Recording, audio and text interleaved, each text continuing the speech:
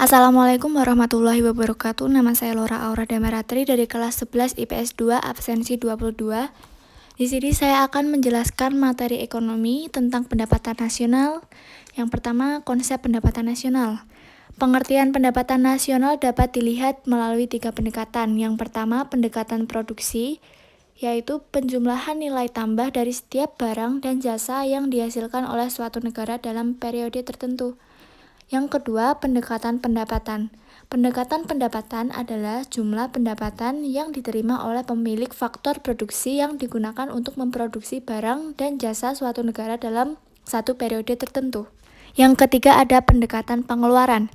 Pendekatan pengeluaran adalah jumlah pengeluaran seluruh pelaku ekonomi, baik di dalam negeri maupun pelaku luar negeri selama satu periode tertentu. Selanjutnya saya akan menjelaskan tentang pendekatan perhitungan pendapatan nasional. Yang pertama, pendekatan produksi. Perhitungan dengan pendekatan produksi dapat dirumuskan sebagai berikut. GNP sama dengan P1 dikali Q1 ditambah P2 dikali Q2 ditambah titik-titik-titik ditambah PN dikali QN. GNP adalah pendapatan nasional, P adalah harga, Q adalah kualitas. Yang kedua, ada pendekatan pendapatan. Perhitungan pendapatan nasional menggunakan pendekatan pendapatan dapat dirumuskan sebagai berikut. GNP sama dengan R ditambah W ditambah I ditambah P. GNP adalah pendapatan nasional, R adalah rent atau sewa, W adalah wage atau upah atau gaji, I adalah interest atau bunga modal, P adalah profit atau laba. Yang ketiga, ada pendekatan pengeluaran. Perhitungan pendekatan pengeluaran dapat dirumuskan sebagai berikut. GNP sama dengan C ditambah I ditambah G ditambah dalam kurung X dikurangi M. GNP adalah pendapatan nasional, C adalah konsumsi masyarakat, I adalah investasi, G adalah pengeluaran pemerintah, X adalah ekspor, M adalah impor. Selanjutnya saya akan menjelaskan tentang konsep pendapatan sosial. Yang pertama ada GDP atau Gross Domestic Product. GDP adalah jumlah produk berupa barang, jasa yang dihasilkan oleh warga di suatu negara dalam satu tahun. GDP dibagi menjadi dua kelompok. Yang pertama kelompok utama dan yang kedua kelompok penunjang. Kelompok utama terdiri dari A. Pengeluaran konsumsi rumah tangga, B. Pengeluaran konsumsi pemerintah, C. Pembentukan modal tetap bruto, D. Investasi, E. Ekspor impor. Selanjutnya kelompok penunjang. Kelompok penunjang terdiri dari A. Konsumsi, B. Tabungan, dan C. Investasi. Yang kedua dari konsep pendapatan sosial ada GNP atau Gross National Product. Yang kedua dari konsep pendapatan sosial ada GNP atau Gross National Product. GNP adalah jumlah seluruh produk yang dihasilkan oleh warga negara dalam waktu 1 tahun, baik berupa barang atau jasa.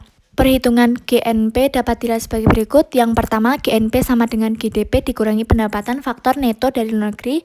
Yang kedua, pendapatan faktor neto dari luar negeri sama dengan pendapatan WNA di dalam negeri dikurangi pendapatan WNI di luar negeri. Yang ketiga, dari konsep pendapatan sosial ada NNP. NNP adalah Net National Product. Rumus NNP adalah GNP dikurangi penyusutan. Selanjutnya ada NNI atau Net National Income. Rumus NNI adalah NNI sama dengan NNP dikurangi pajak tidak langsung. Yang terakhir ada PI atau Personal Income. Rumus PI adalah PI sama dengan NNI dikurangi dalam kurung dana sosial ditambah pajak perusahaan ditambah laba ditahan ditambah iuran asuransi ditambah transfer payment. Selanjutnya saya akan menjelaskan tentang manfaat perhitungan pendapatan nasional. Yang pertama, dapat mengetahui struktur perekonomian suatu negara. Yang kedua, mengetahui perkembangan perekonomian dari tahun ke tahun. Yang ketiga, dapat membandingkan perekonomian antar negara. Dan yang terakhir, dapat menjadi pedoman bagi pemerintah untuk mengambil kebijakan yang berkaitan dengan pengembangan ekonomi nasional. Selanjutnya ada faktor yang mempengaruhi pendapatan nasional. Yang pertama, kualitas sumber daya manusia. Yang kedua, keadaan sumber daya alam. Yang ketiga, ketersediaan modal. Yang keempat, stabilisasi dan kebijaksanaan yang mantap. Dan yang terakhir ada kesejahteraan masyarakat. Selanjutnya saya akan menjelaskan tentang pendapatan per kapita. Pendapatan per kapita adalah pendapatan rata-rata penduduk suatu negara pada periode tertentu. Berikut adalah rumus pendapatan per kapita. GNP dibagi jumlah penduduk.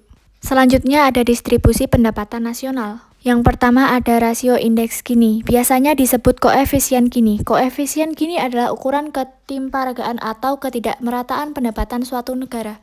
Yang kedua ada kriteria Bank Dunia. Menurut Bank Dunia, kriteria ketidakmerataan didasari pada persentase pendapatan nasional yang dinikmati oleh 3 lapisan.